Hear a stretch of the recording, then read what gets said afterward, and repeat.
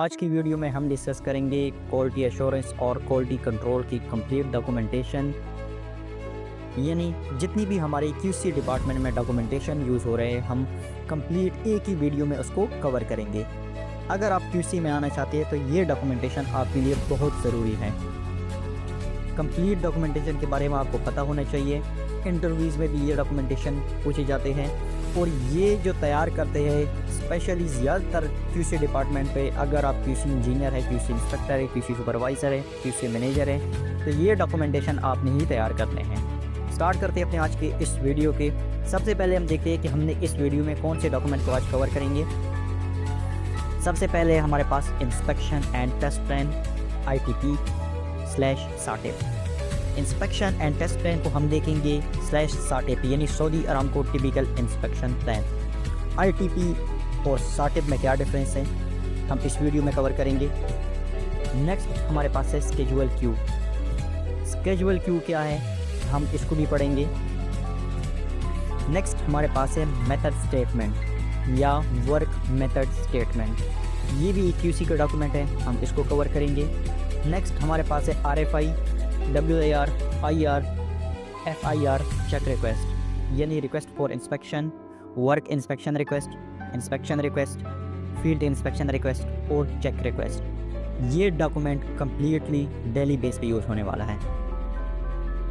Next हमारे पास है MAR यानी मटेरियल अप्रूवल रिक्वेस्ट और MIR। जब MAR रेज होता है तो साथ में जब साइट पे मटेरियल आ जाता है तो हम MIR को भी रेज कर लेते हैं। नेक्स्ट हमारे पास है प्रोजेक्ट क्वालिटी प्लान या क्वालिटी मैनेजमेंट प्लान, इसको भी हम डिस्कस करेंगे। नेक्स्ट है हमारे पास NCR और INCR। NCR non conformance report, INCR जो है वो इंटरनल नॉन कन्फर्मेंस रिपोर्ट। कौन इसको रेज करता है, इसमें डिफरेंस क्या है हम डिस्कस करेंगे। नेक्स्ट हमारे पास है SOR साइट ऑब्जर्वेशन रिपोर्ट। इसके बाद है रिस्क असेसमेंट। हर प्रोजेक्ट पे रिस्क भी आती है तो उसको रिस्क असेसमेंट कहा जाता है, एक रिपोर्ट तैयार होती है। नेक्स्ट हमारे पास है proactive notification, log book entry. Proactive notification क्या है हम आज डिस्कस करेंगे। नेक्स्ट डॉक्यूमेंट है हमारे पास जनरल कमेंट या FA फॉर्म। ठीक है, FA फॉर्म मतलब है फोकस असेसमेंट फॉर्म, इसको भी हम देखेंगे। नेक्स्ट हमारे पास है वायलेशन हमारे पास 3 टाइप है, माइनर, मॉडरेट, मेजर। माइनर क्या होता है, मॉडरेट क्या होता है, मेजर क्या होता है, हम डिस्कस करेंगे इस वीडियो में। नेक्स्ट हमारे पास है lecture plan approval form. Lecture plan approval form किस तरह तैयार होता है हम इस वीडियो में डिस्कस करेंगे। अगर उसके अलावा कोई डॉक्यूमेंटेशन है वो मैं आज में ऐड करूँगा। ये मेन डॉक्यूमेंटेशन है। अगर आपको किसी डिपार्टमेंट में आना है तो आपको डॉक्यूमेंट के बारे में कंप्लीटली 100% पता होना चाहिए। ये कौन इसको रेज करता है, कौन इसको प्रिपेयर करता है, इसकी अटेंडेंस क्या है और इसमें होता क्या है, सब हम आज इस वीडियो में कवर करेंगे। सो फर्स्ट जो डॉक्यूमेंट है हमारे पास ITP inspection and test plan और SATIP यानी Saudi Aramco typical inspection plan. हम ये भी डिस्कस करेंगे कि ITP और SATIP में क्या फ़र्क है, आज हम इसको भी कवर करेंगे। सबसे पहले हम देखते हैं ITP। Inspection and test plan is a quality control document used in project to outline the inspection, testing and approval process for construction activities. It ensures that all project requirement meet project standard specification and procedure। ITP ये एक quality control document है यानी QC का ये document है जिसमें आपकी inspection, testing, approval process और role and responsibility of construction activities define होती हैं।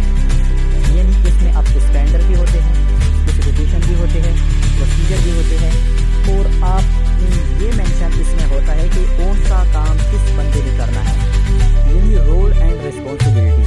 इट मीन्स कि QC इंजीनियर ने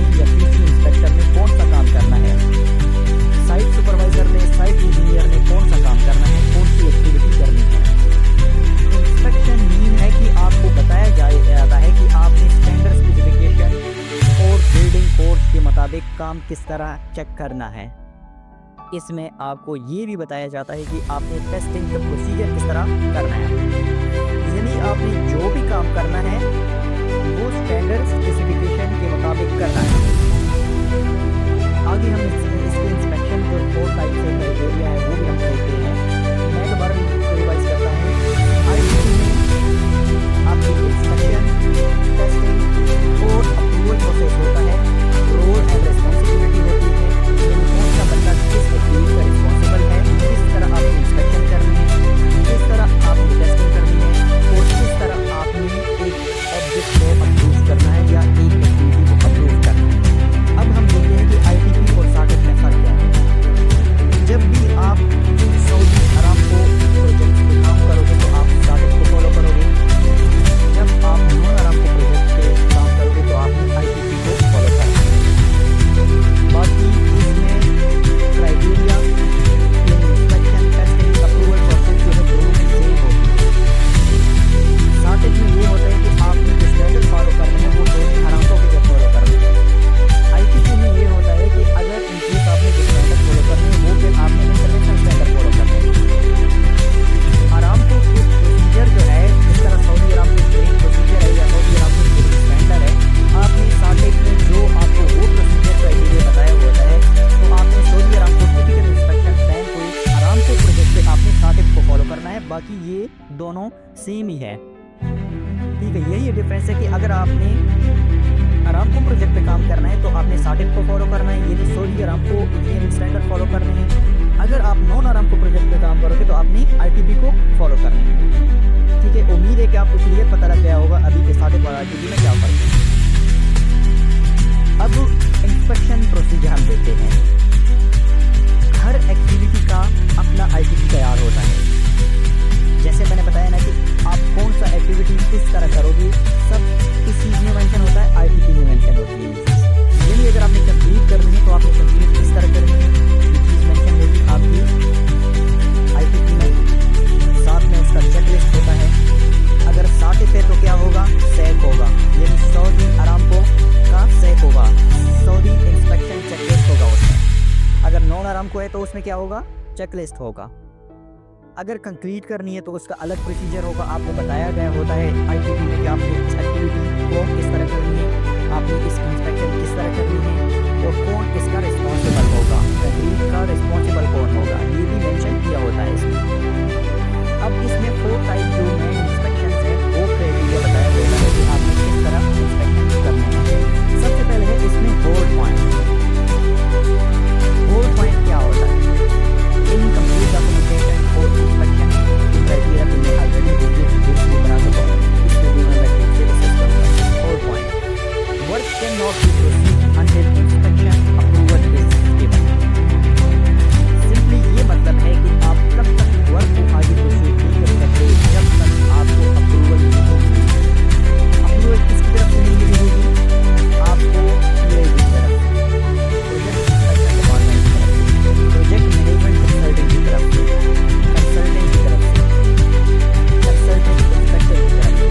अब ये डिफरेंस मैं जो बता रहा हूँ ये सेम ही है। अब अरामको प्रोजेक्ट में जब आप काम करोगे तो वो वहाँ पे प्रोजेक्ट मैनेजमेंट टीम होती है। प्रोजेक्ट मैनेजमेंट टीम का एक इंस्पेक्टर होता है जो प्रोजेक्ट इंस्पेक्शन डिपार्टमेंट यानी PID उसको कहा जाता है, वो आपकी एक्टिविटीज की इंस्पेक्शन करता है, अप्रूवल आपको वो देगा। अब अगर नॉन अरामको प्रोजेक्ट होगा तो वहाँ पे सऊदी प्रोजेक्ट मैनेजमेंट कंसल्टेंट उसका इंस्पेक्टर होगा, वो आपको अप्रूवल देगा होल्ड पॉइंट का। अब ये hold point, witness point, surveillance, review plus on और ए है आई। आईटीपी में ये मेंशन होती है। आई का मतलब है 100% इंस्पेक्शन, यानी कंट्रैक्टर ने 100% इसकी इंस्पेक्शन करवानी है। होल्ड पॉइंट का मतलब है कि आपने ये काम तब तक आपने प्रोसीड नहीं करता जब तक आपको इंस्पेक्टर ने अप्रूवल नहीं दी हो। अब एग्जांपल हम होल्ड पॉइंट पे ले लेते हैं कि इन केस अगर हमने इंस्पेक्शन करनी है स्टील की, कॉलम ऑफ स्टील। अब स्टील के लिए मैंने RFI रेस कर दिया, रिक्वेस्ट फॉर इंस्पेक्शन रेस कर दिया। मैं कंसल्टेंट को RFI ईमेल करूँगा या फिर PM यूज करूँगा। ये भी आप UMS का एक सॉफ्टवेयर है, quality management inspection based UMS कहते हैं। इन केस हम एक इंस्पेक्शन करने जा रहे हैं स्टील का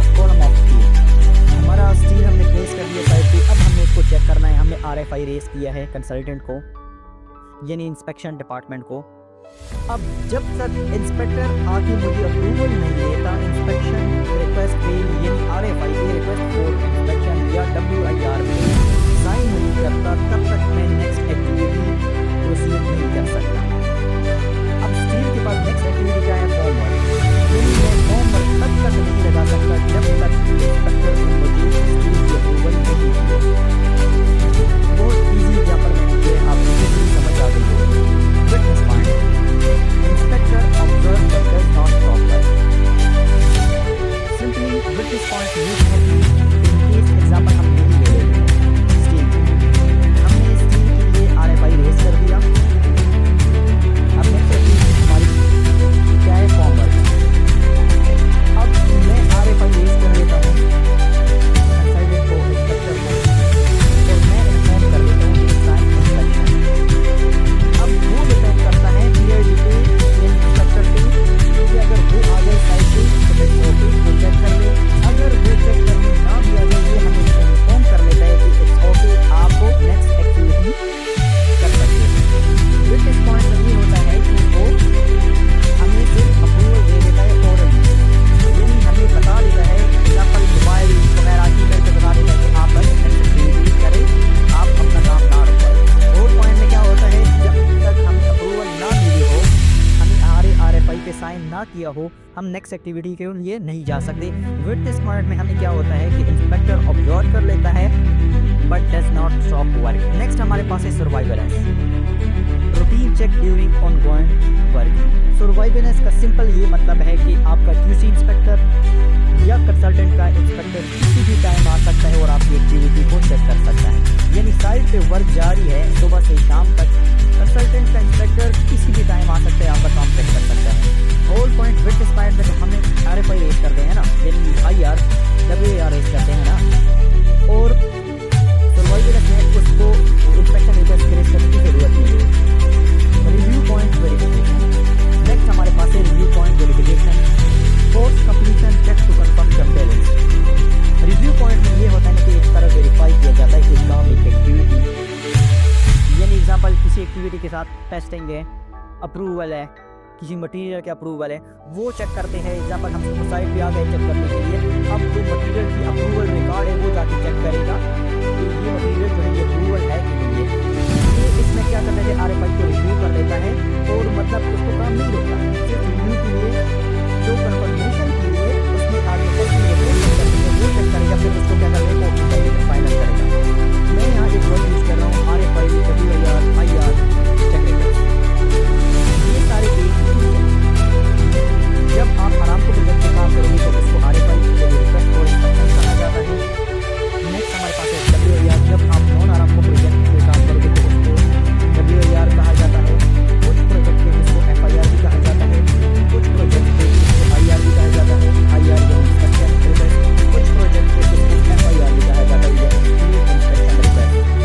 ये सारी मेथड डिस्क्रिप्शन अटैचमेंट सारी चीज़ें जो अटैचमेंट है वो हर जगह यूज होगी, क्योंकि वो आपको समझ आ गई होगी। अब हम देखते हैं की component of an ITP। Component या ITP मैं ऑलरेडी ऊपर मैंने बता दी है, लेकिन यहाँ पे मैं आपको बताता हूँ। Inspection and test requirement, detail inspection हर एक्टिविटी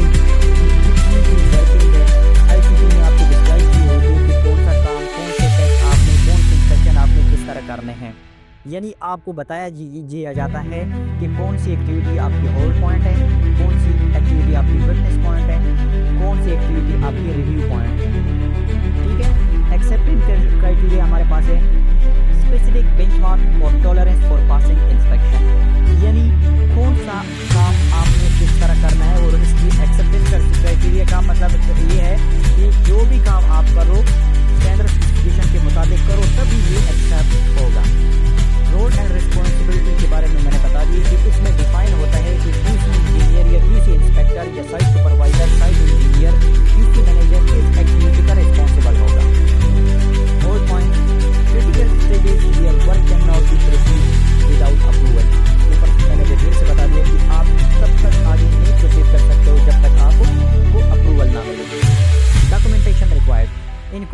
लिस्ट, रिपोर्ट और certificate are evidence of compliance. जो भी एक्टिविटी आप करोगे ना, हर एक्टिविटी का चेकलिस्ट आपने लाजमी अटैच करना है। कोई टेस्टिंग रिपोर्ट है या कोई सर्टिफिकेशन है, जिस तरह मटीरियल की एक टेस्ट रिपोर्ट होती है, वो आपने लाजमी अटैच करना है। इसके अलावा अगर आपका सर्वे रिपोर्ट है, कंस्ट्रक्शन ड्राइंग है, शॉप ड्राइंग, वो भी आपने अटैच करनी है इसके साथ। अगर एनपीटी क्लियरेंस है वो भी आपने करनी है। अगर मटीरियल की कोई टेस्टिंग है तो वो भी आपने अटैचमेंट इसके साथ करनी है। ये अटैचमेंट हर एक्टिविटी के डिफरेंट है। चेकलिस्ट और शॉप ड्राइंग लाजमी इसके साथ अटैच करना है। Frequency of inspection test, specific how often inspection और test must be conducted during the frequency of inspection test ये है ना कि आप जितनी भी इंस्पेक्शन की एक्टिविटीज है उसमें आईटीटी में बताया जाता है कि ये एक्टिविटी होल्ड पॉइंट है, विटनेस पॉइंट है या आपका आई का मतलब है 100% इंस्पेक्शन, नोट इंस्पेक्शन, ठीक है। तो ये डिटेल की आईटीटी वो आपको बहुत ही ईजी तरीके से मैंने समझाया, आपको समझ आ गई होगी। अब हम चलते हैं नेक्स्ट डॉक्यूमेंट की तरफ। नेक्स्ट डॉक्यूमेंट जो हमारे पास है वो है व्हाट इज स्केड्यूल की या शेड्यूल की। स्केड्यूल की डेफिनेशन को गौर से देखना, आपको डेफिनेशन की अंदाजा हो जाएगा। The minimum requirement of the client from contractor and subcontractor regarding the quality of project called schedule Q. The client minimum requirement from company contractor as per standard of quality management system reference schedule Q 1.1। इसका मतलब ये है ना कि schedule Q एक document होता है client की तरफ से, तो इसमें कंप्लीट आपकी स्टैंडर्ड स्पेसिफिकेशन फॉलो होती है और क्वालिटी मैनेजमेंट सिस्टम की क्लासेस होती है। इसका सिंपल अगर डेफिनेशन को भी देखें तो इसका मतलब ये है कि minimum requirement of client from contractor, यानी क्लाइंट का कंट्रैक्टर से क्वालिटी के मुताबिक काम लेना, कंट्रैक्टर एंड सब कंट्रैक्टर से काम लेना क्वालिटी ऑफ प्रोजेक्ट, यानी क्वालिटी के मुताबिक काम लेना किससे, कंट्रैक्टर से। अब क्वालिटी के मुताबिक काम लेने का मतलब है कि आपने स्टैंडर्ड स्पेसिफिकेशन और एज पर क्लाइंट काम लेना किससे, कंट्रैक्टर से। स्केड्यूल क्यू में कंप्लीट आपकी स्टैंडर्ड स्पेसिफिकेशन और जितनी भी क्लासेस होती है क्वालिटी मैनेजमेंट सिस्टम की, ये डेफिनेशन है कि client minimum requirement of company as पर standard of quality management system की रेफरेंस जो दी है स्केड्यूल क्यू 1.1 से।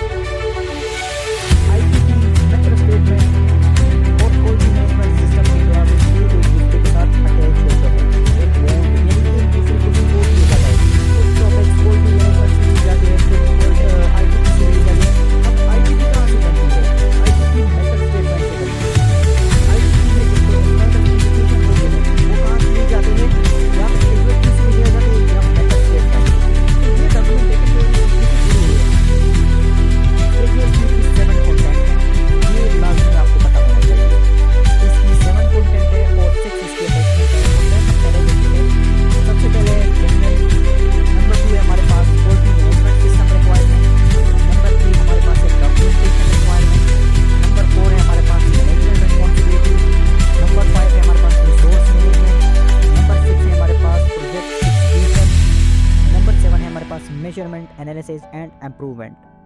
एक सिंपल है, ये बहुत डिटेल से अगर मैं जाऊंगा तो ये बहुत डिटेल वीडियो हो जाएगी, लेकिन आपको पता होना चाहिए कि इसके कंटेंट और इसके जो अटैचमेंट है वो आपको जस्ट पता होना चाहिए।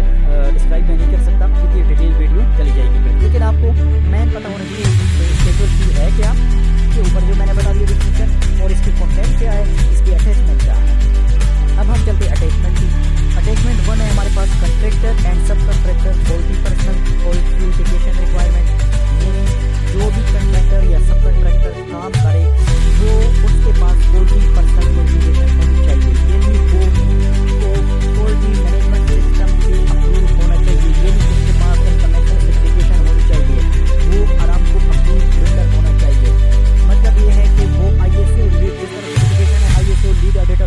रिलेटेड वो क्वालिफाई होना चाहिए। नंबर 2 हमारे पास company standard and procedure containing quality requirement, मतलब है जो कंपनी है, ऊपर कंट्रैक्टर है, सब कंट्रैक्टर यहाँ उसकी कंपनी है, तो उसकी कंपनी है वो स्टैंडर्ड प्रोसीजर क्वालिटी रिक्वायरमेंट पूरी करेगी। नंबर 3 हमारे पास quality requirement for contractor supply material, जो वो मटेरियल लेके आए उसकी क्वालिटी रिक्वायरमेंट भी पूरी होनी चाहिए, लेकिन वो मटेरियल भी स्टैंडर्ड स्पेसिफिकेशन के मुताबिक होनी चाहिए। Quality requirement for construction phase, quality requirement for construction phase का मतलब है कि ड्यूरिंग एग्जीक्यूशन में आप क्वालिटी को कंट्रोल करो, स्टैंडर्ड स्पेसिफिकेशन के मुताबिक करो।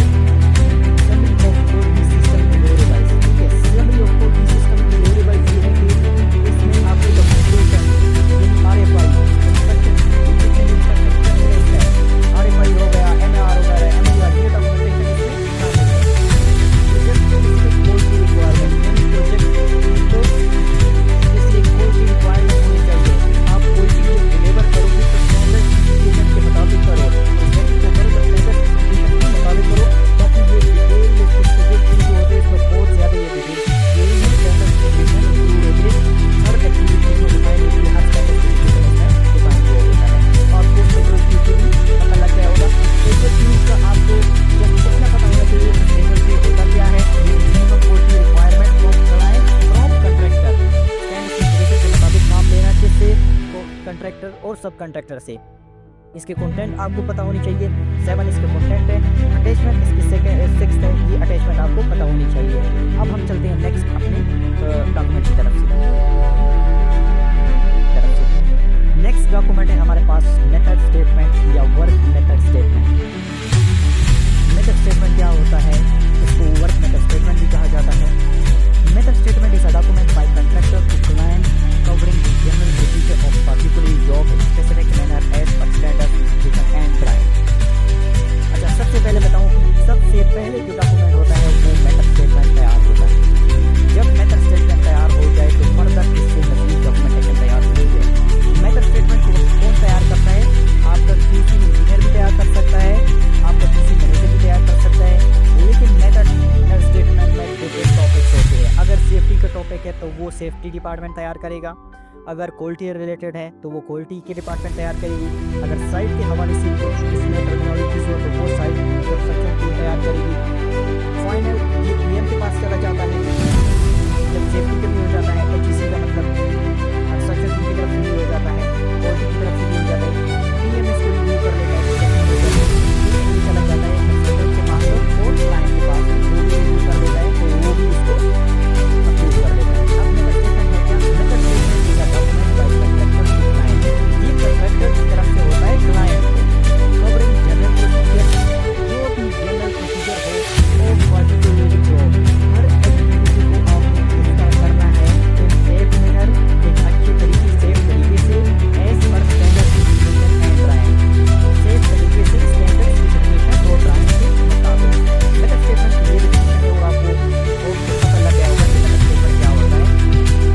डॉक्यूमेंट होता है जो तैयार होता है कंट्रैक्टर की तरफ से क्लाइंट को, और कौन तैयार करता है, मैं बता दूं कि इसमें डिफरेंट चीज़ें शामिल होती हैं,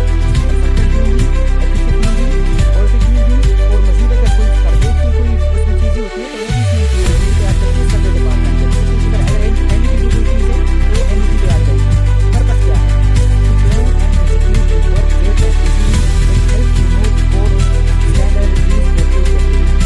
इसमें ये होता है कि आपने जो भी एक्टिविटी करनी है उसका इस स्टैंडर्ड स्पेसिफिकेशन के मुताबिक, ये स्टैंडर्ड हो गई या कोड्स हो गए, जिस तरह ASTM हो गया, ब्रिटिश स्टैंडर्ड हो गया, HQP की कोड्स है, या SCI की है, या अगर अरामको पे है तो सऊदी अरामको की स्टैंडर्ड है, तो आपने उसमें ये चीज़ें फॉलो करनी है। अब मेथड स्टेटमेंट के कंटेंट क्या है, स्कोप इसमें डिफाइन हुआ होता है, purpose, abbreviations, safety and environment, procedure, quality control, tool and equipment, responsibilities.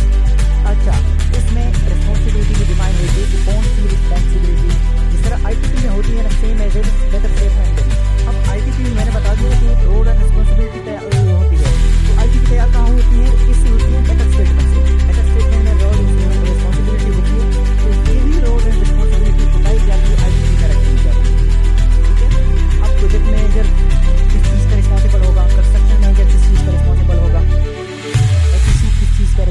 यानी कौन सी एक्टिविटी का रिस्पॉन्सिबल होगा, safety engineer, project engineer, site supervisor, foreman, QC inspector या क्यूसी इंजीनियर इस एक्टिविटी का रिस्पॉन्सिबल होगा। इसके साथ अटैचमेंट क्या होगी, approve for drawing, ISC drawing, computer drawing, risk assessment report इसके साथ होगी, मटेरियल सबमिट एंड अप्रूवल होगी, आईटीपी इसके साथ होगी, डॉक्यूमेंट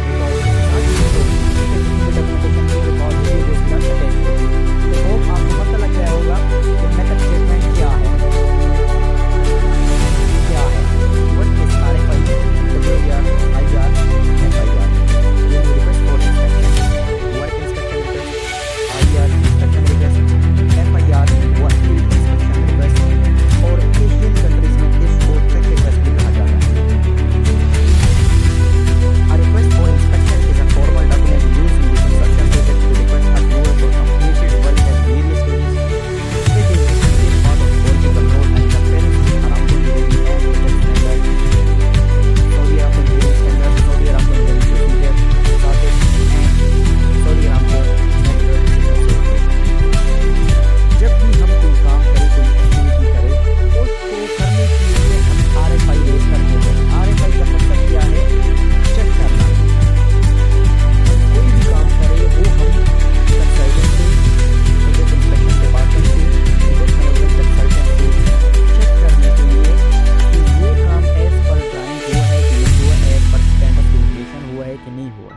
अब हर एक्टिविटी का अपना ही आरएफआई रेज होता है, यानी कि अगर हमें कंप्लीटिंग करनी है, हमने फॉर्म वर्क चेक करना है, हमने स्टीम करनी है, कॉलम बीम स्लैब की, एक्सकेवेशन बैक फिलिंग की, डिफरेंट स्टेजेस पे आरएफआई डिफरेंट रेज होते हैं और ये सारे डॉक्यूमेंटेशन हर एक्टिविटी के लिए रेज होता है। यानी आरएफआई हर एक्टिविटी के लिए रेज होता है उसको चेक करने के लिए। यानी एग्जाम्पल मैंने कंप्लीटिंग करनी है तो मैं आरएफआई रेज करूँगा किसको, कंसल्टेंट को, प्रोजेक्ट इंस्पेक्शन डिपार्टमेंट को, कि मैं कंप्लीट करने लगा हूँ, आप आके चेक कर लें। आरएफआई का मकसद है एक डॉक्यूमेंटेशन, आपका रिकॉर्ड।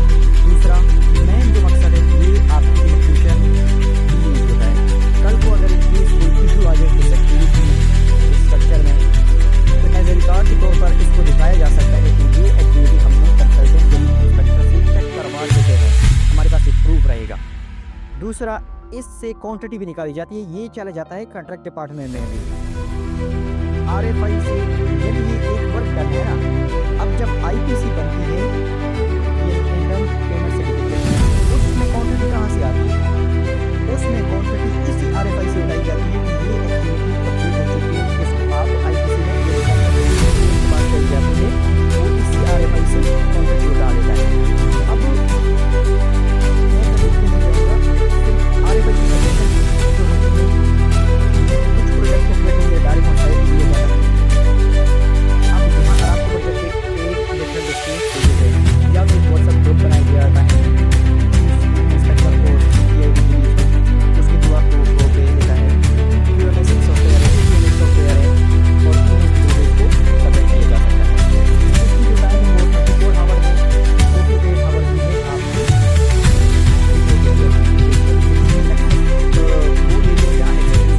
वहाँ टाइम ज़्यादा हो सकता है और ये डिपेंड कर रहा है आपके कंट्रैक्टर और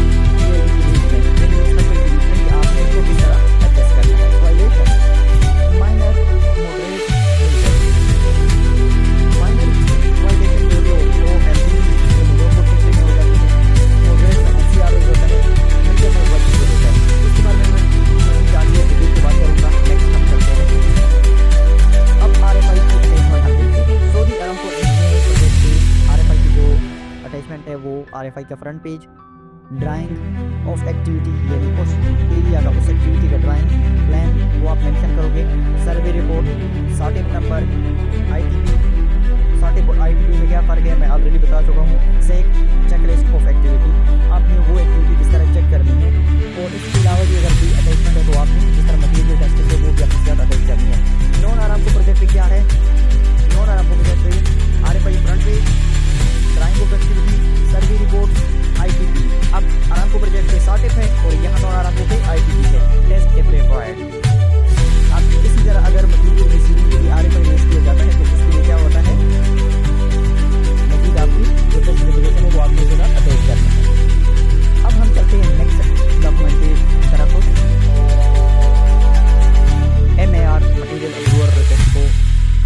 RF है, यानी रिक्वेस्ट फॉर अप्रूवल, और वेंडर अप्रूवल भी कहा जाता है।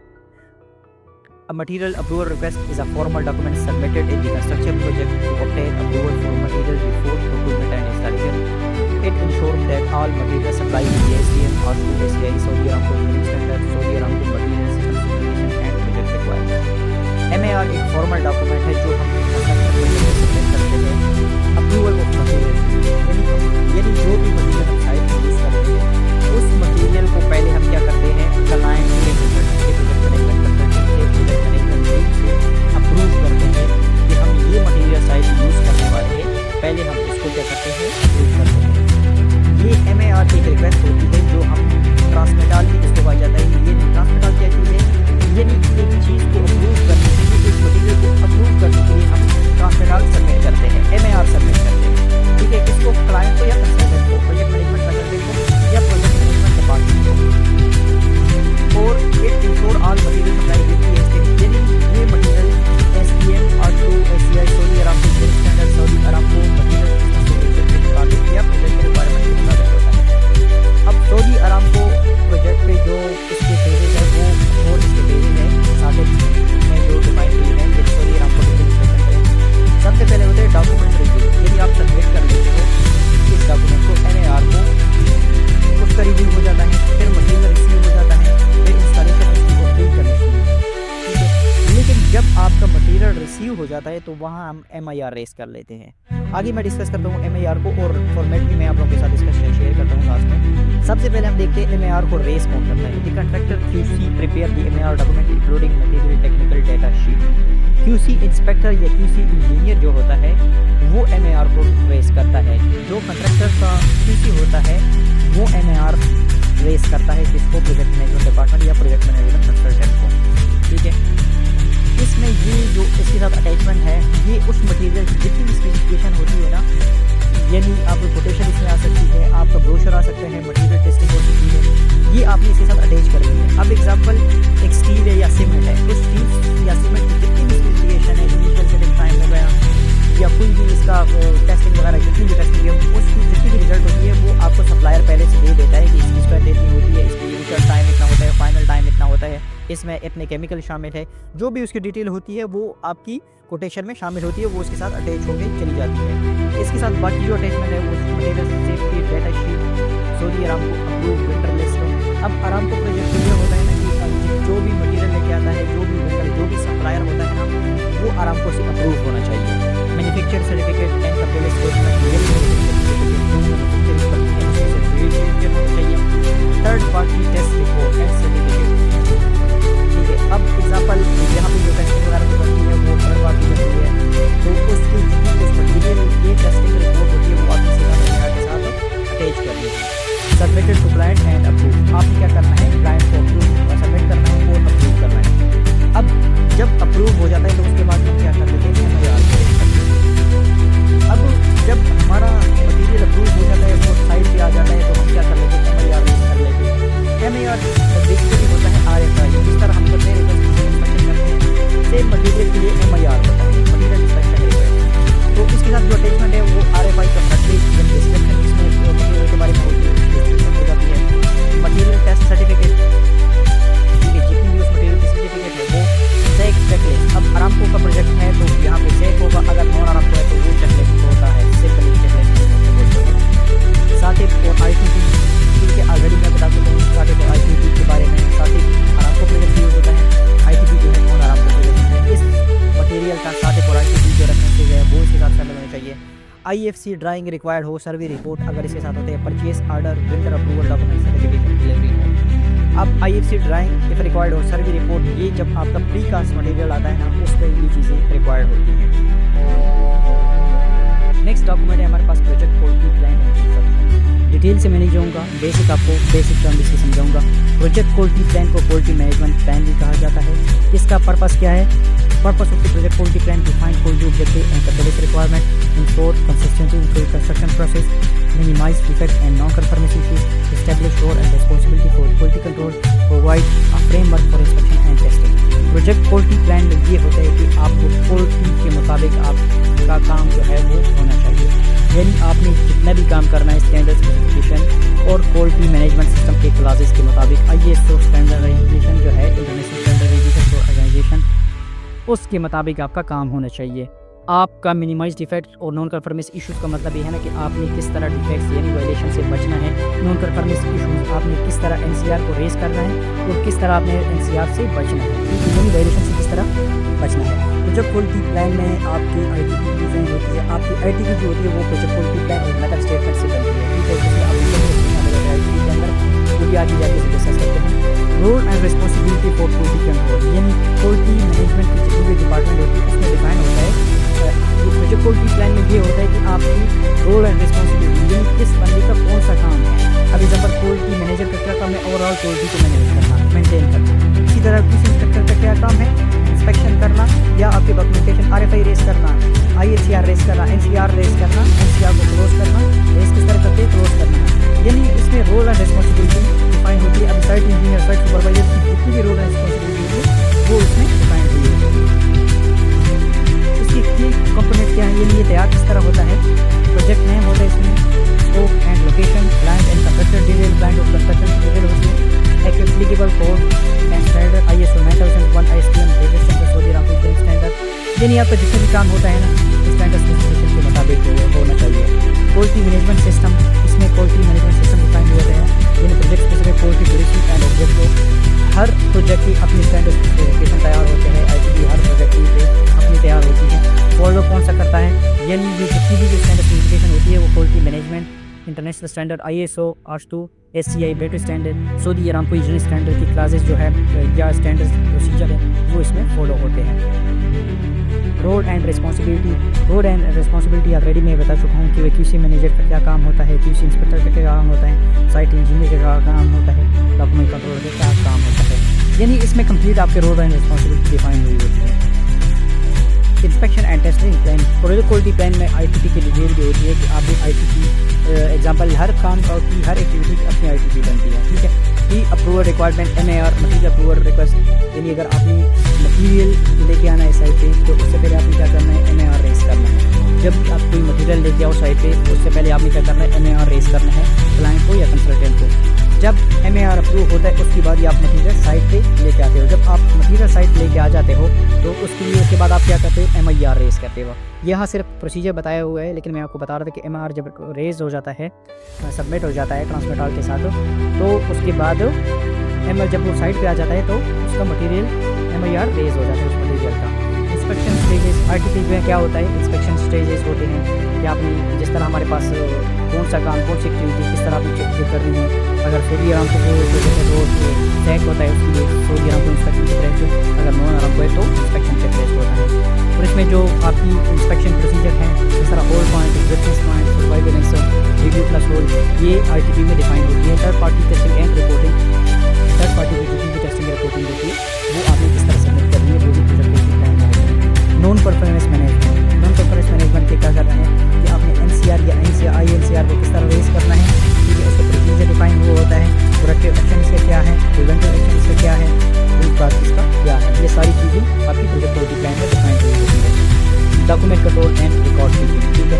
इसका सिंपल यही मतलब है कि प्रोजेक्ट के जितनी भी डॉक्यूमेंटेशन है आपने वो किस तरह संभालने हैं, किस तरह रिकॉर्ड को मेंटेन करना है। एग्जाम्पल QC इंस्पेक्टर का क्या कौन सा डॉक्यूमेंटेशन है, RFI, NCR, INCR, इसी तरह आपको प्रोक्योरमेंट या प्रोक्योरमेंट डिपार्टमेंट की जितनी भी है या मटीरियल टेस्टिंग या फिर है कैलिब्रेशन रिकॉर्ड है, ये सारे इसको मेंटेन करना आपने किस तरह मेंटेन करनी है, ये सारी चीज़ें प्रोजेक्ट क्वालिटी प्लान में होती है।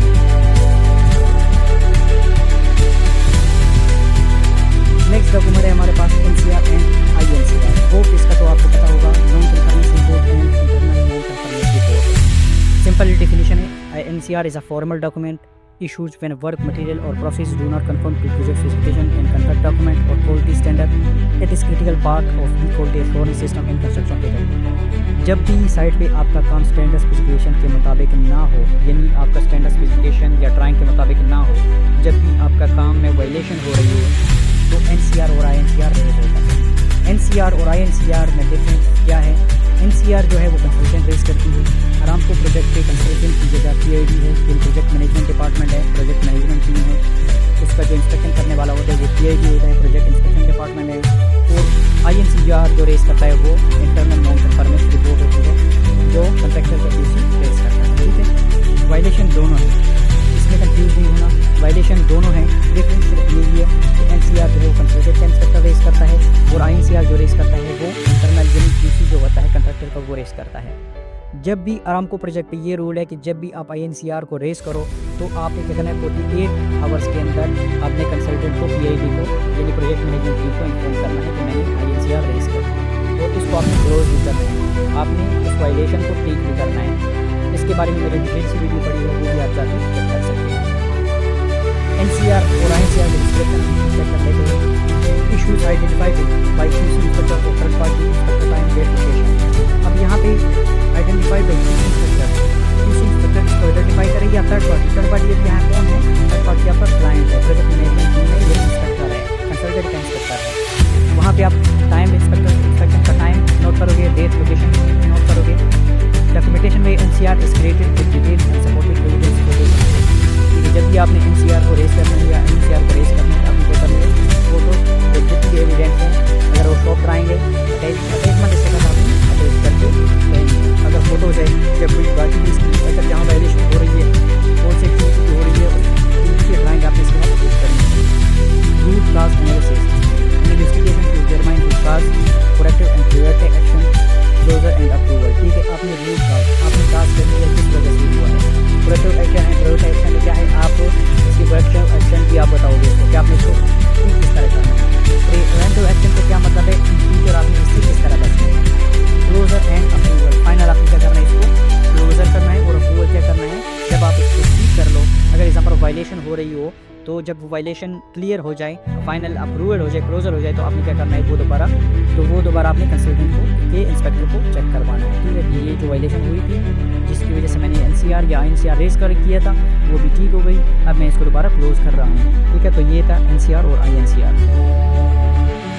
नेक्स्ट डॉक्यूमेंट है हमारे पास साइट ऑब्जर्वेशन SOR भी इसको कहते हैं। A site observation report is a formal document used in construction project to record observation related to site condition. It is issued by site engineer, quality inspector or consultant to highlight concerns that may require corrective action but do not necessarily. Site observation report जो होता है ये एक minor violation दिया जाता है। अब violation की जो डिफरेंट टाइप्स है, अब आरामको प्रोजेक्ट की जो वायलेशन के टाइप्स है वो 3 है, minor, moderate and major. Minor violation में क्या होता है यानी आपकी ऐसी वायलेशन जो नेक्स्ट एक्टिविटी को डैमेज ना करे या उसमें डिले ना लेके आए। ठीक है, एग्जांपल उसमें हम क्या कर लेते हैं माइनर वायलेशन में हम लॉग बुक एंट्री कर लेते हैं। अब दूसरा हमारे पास है मॉडरेट वायलेशन जिसमें हम क्या कर लेते हैं एनसीआर रेस कर लेते हैं। एनसीआर ये वो वायलेशन है जो हमारी नेक्स्ट एक्टिविटी को डैमेज कर देती है और इसमें डिले लेके आ जाती है। फिर हमारे पास जो वायलेशन है वो मेजर वायलेशन है, उसमें क्या होता है वर्कशीट जारी किया जाता है। वर्कशीट क्या है वर्कशीट की वायलेशन ये है कि हम एग्जाम्पल कोई टेस्टिंग वगैरह या RFI वगैरह या किसी भी डॉक्यूमेंटेशन में चेंजेस कर ले और वो चेंजेस पकड़ी जाए तो उसमें क्या होता है वर्कशीट तो जो हमारे पास तो मेजर वायलेशन है इसमें वर्कशीट जारी किया जाता है और इसमें वर्कशीट में आपकी कम्युनिटी बैन भी लग सकता है। ठीक है, ये ऐसी वायलेशन। नेक्स्ट डॉक्यूमेंट हमारे पास risk assessment report. A risk assessment report is a formal document used in construction projects to identify, evaluate, and mitigate professional risks related to safety, quality, environment, and project execution.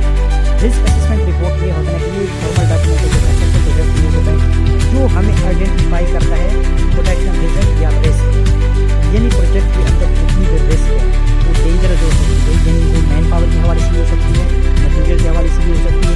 आपकी जितनी भी example कोई भी काम होता है ना वो आपकी रिस्क उसमें आइडेंटिफाई या उसकी असेसमेंट हो जाती है कि कौन से काम में आपकी खतरात वगैरह या हैजर्ड वगैरह हो सकते हैं इसमें। अब रिस्क असेसमेंट रिपोर्ट जो होती है ये असल में जो मैन तैयार करता है वो किसी डिपार्टमेंट तैयार करता है, लेकिन इसमें जो बाकी आपके डिपार्टमेंट है एग्जाम्पल QC इंजीनियर है, प्रोजेक्ट क्वालिटी मैनेजर है और CM आपका साइट इंजीनियर है, वो आपके डिफरेंट जो रिस्क उस पर साइड पे आते हैं ना। अब क्वालिटी की अगर ऐसी जो रिस्क है वो क्वालिटी मैनेजर या QC इंजीनियर क्वालिटी डिपार्टमेंट ये तैयार करते हैं। ठीक है, और उसके बाद साइट हवाले से ये आपकी जितनी भी आपकी साइट में एग्जीक्यूशन के दौरान प्रोजेक्ट एग्जीक्यूशन के अंदर जो रिस्क होती है आइडेंटिफाई होती है ये कौन तैयार करता है CM आपका या साइट इंजीनियर या साइट सुपरवाइजर तैयार करता है। अब safety consultant provide third party risk evaluation हो सकता है पॉसिबल है मटीरियल के अंदर रिस्क आ जाए तो वो कौन करेगा आपकी जो थर्ड पार्टी मटीरियल टेस्टिंग होती है वो हो सकता है। पॉसिबल है कि उस मटीरियल में केमिकल्स हो। ठीक है, होप आपको पता लग गया होगा कि सेफ्टी कंसल्टेंट के थर्ड पार्टी से क्या मतलब है। किसी मटीरियल में केमिकल हो तो वो यहाँ असेसमेंट रिपोर्ट में जो भी असेसमेंट है उसमें चीज़ें मेंशन कर देते हैं। Client and regulatory bodies Aramco new rate मतलब ये है ना कि जो क्लाइंट है, क्लाइंट की तरफ से भी इस रिस्क रिपोर्ट में इसमें असेसमेंट होती है। हो सकता है कि प्रोजेक्ट में जितनी भी रिस्क आइडेंटिफाई हो जाए जो इसमें आपकी मेंशन हो जाती है। और मेन जो इसको तैयार करता है फाइनल, जो जब साइट की तरफ से भी फाइनल हो जाता है, रिस्क आइडेंटिफाई हो जाता है और किसी की तरफ से भी हो जाता है। बाकी अगर इलेक्ट्रिकल डिपार्टमेंट है वो भी अपनी रिस्क आइडेंटिफाई हो जाते हैं तो वो भेज देता है HEC मैनेजर के पास। HEC मैनेजर की तरफ से भी जितनी भी उसकी ऑब्जर्वेशन है वो उसके अंदर असेसमेंट है वो अप्रूव कर लेते हैं और ये जाके आपके PMs को पहले अप्रूव कर लेता है, फिर ये क्लाइंट के पास चला जाता है। क्लाइंट भी अपनी जो ऑब्जर्वेशन है वो इसके अंदर ऐड कर लेता है, फिर ये फाइनली अप्रूव हो जाता है। तो उम्मीद है आपको पता लग गया होगा कि रिस्क असेसमेंट रिपोर्ट किस तरह तैयार होती है। नेक्स्ट जो डॉक्यूमेंट है हमारे पास प्रोएक्टिव नोटिफिकेशन यानी LBE, इसमें क्या होता है लॉग बुक एंट्री होती है। प्रोएक्टिव नोटिफिकेशन, प्रोएक्टिव का मतलब है ना कि प्रो यानी पहले से ही आपको वायलेशन के बारे में बता दिया जाता है। प्रोएक्टिव नोटिफिकेशन ये होता है कि अगर इन केस QC इंस्पेक्टर या आपका जो कंसल्टेंट का इंस्पेक्टर PID हो रहा है वो साइट पे जाता है तो वो क्या कर लेते हैं, उसने देख लिया कि कोई वायलेशन हो रही है तो पहले से ही आपको इन्फॉर्म कर लेता है कि यहाँ इस जगह पे वायलेशन हो रही है, तो इसको प्रोएक्टिव नोटिफिकेशन कहा जाता है। अब इसका फॉर्मेट मैं आपके साथ शेयर करता हूँ। इसका डॉक्यूमेंटेशन फॉर्मेट होता है, सबसे पहले होता है for activity action by contractor, status approve QC manager name. Next हमारे पास कॉन्ट्रैक्टर का नाम यानी कंपनी का नाम, PI number, project title, discipline कौन सा है, इलेक्ट्रिकल है, SA, Saudi Aramco proactive notification number, कितनी अभी तक प्रोएक्टिव नोटिफिकेशन जारी हुई है वो आपने यहाँ डेट, ठीक है। लॉग बुक एंट्री, कब आपने इसकी लॉग बुक एंट्री करनी है। Standard procedure, contract, other reference, वो आपने रेफरेंस देने हैं जिस स्टैंडर्ड स्पेसिफिकेशन पे आपने ये एक्टिविटी फॉलो करवानी है, ठीक है। वो आपकी सऊदी अरामको इंजीनियरिंग प्रोसीजर है या सऊदी अरामको इंजीनियरिंग स्टैंडर्ड है या स्केजुअल क्यू के अटैचमेंट, जितनी भी रेफरेंसेज है वो आपने यहाँ मेंशन करनी है। ऑब्जर्वेशन क्या है, contractor GCS lay down yard Karsan for material and equipment storage and preservation during raining and stormy water. अब ये कंट्रैक्टर का नाम है GCS। जो इंस्पेक्टर होता है वो उसने चेक कर लिया कि रेनी वेदर है और आपको जो मटेरियल है वो प्रॉपर तरीके से स्टोरेज नहीं है। इनकेस अगर बारिश हो जाए तो ये मटेरियल आपका ख़राब हो सकता है, तो उसने क्या कर दिया, पहले से ही इन्फॉर्म कर दिया। अब डिटेल से हम इसको चेक करते हैं। डिस्क्रिप्शन क्या है इसकी, location, during site surveillance in the morning of the February 11, 2024 at CGS lay down yard it was noted that being in the forefront of the project quality assurance PI and QG is always ahead of constantly keeping an eye every aspect of the fire quality in the concert. In this regard, with the changing weather pattern, especially chance to raining or stormy weather, increasing contractor GCS is providely notified through the Saudi Aramco project management team to do following. अच्छा, उसने क्या कर दिया, अब ये कि PI and QG क्या है, procedure index and quality guideline. इसमें ये बताया कि ड्यूरिंग साइट सर्वाइलेंस यानी सर्वाइलेंस इंस्पेक्शन के दौरान की प्रोजेक्ट इंस्पेक्शन डिपार्टमेंट यानी इंस्पेक्टर ने देख लिया कि आपका जो मटीरियल है वो प्रॉपर तरीके से स्टोर नहीं है और रेनी वेदर हो सकता है पॉसिबल है कि आपको रेनी के दौरान के ड्यूरिंग अगर बारिश हो गई तो उसमें हो सकता है आपको मटीरियल डैमेज हो जाए। अब इसने बताया भी है कि for material and equipment stored in room or container when it is raining, contractor QC inspector should immediately check these area for leak on the roof or ingress of the water। अगर in case इसमें ये बताया गया है कि आपने क्या करना है, यार्ड जो आपका है स्टोरेज यार्ड है वहाँ पे QC इंस्पेक्टर ने जल्दी से जाके चेक करना है जब बारिश अगर इन केस हो जाए वहाँ ये कहीं लीकेज वगैरह तो नहीं है, ठीक है। If leakage or increase of the water is noted, QC inspector should immediately inform the site engineer so repair will be done on the source of leakage or increase of the water, otherwise the material equipment should be transferred immediately to a safer areas. For lay down yard storage, plastic cover should be checked that they all are in good condition and properly tied so they will not be blown away from strong wind, ठीक है। इसमें simply आपको तरीके से बताया हो गया होगा कि आपने जितना भी मटेरियल है वो आपने सेफ एरिया में एक टाइट किया है कि नहीं, ठीक है। यानी अगर इनकेस बारिश हो गई तो उसको आपने बचाना भी है। ये डिस्क्रिप्शन डिटेल हो गई। नेक्स्ट आपने क्या करना है, उस मटेरियल का ये इंस्पेक्टर का नाम, डेट वगैरह, क्वालिटी सुपरवाइज़र का नाम ये आप यहाँ मेंशन करना है। दूसरी आपने क्या करना है, इसके साथ अटैचमेंट जो होती है ना वो अपनी एविडेंस के तौर पे आपने देनी है। अगर आपने NCR INCR भी रेस करना है, साइट ऑब्जर्वेशन रिपोर्ट भी रेस करनी है या आपने प्रोएक्टिव नोटिफिकेशन भी जारी करना है तो आपने उसके साथ तो एविडेंस और अटैचमेंट लेके देनी है, ठीक है। वो आपको पता लग गया होगा प्रोएक्टिव नोटिफिकेशन क्या होता है। अब हम चलते हैं अपने नेक्स्ट टॉपिक की तरफ। नेक्स्ट जो डॉक्यूमेंट है हमारे पास है, जो जनरल और FA फोकस असेसमेंट फॉर्म। तो ये भी एक डॉक्यूमेंटेशन है जो सऊदी अरमको प्रोजेक्ट में यूज़ होता है। जनरल कमेंट या फोकस असेसमेंट जो फॉर्म होती है उसमें कॉन्ट्रैक्टर को अप्रिशिएट किया जाता है कि आप जो काम कर रहे हो स्टैंडर्ड स्पेसिफिकेशन के मुताबिक कर रहे हैं और फर्दर भी इसको कंटिन्यू करें इसी स्टैंडर्ड स्पेसिफिकेशन के मुताबिक।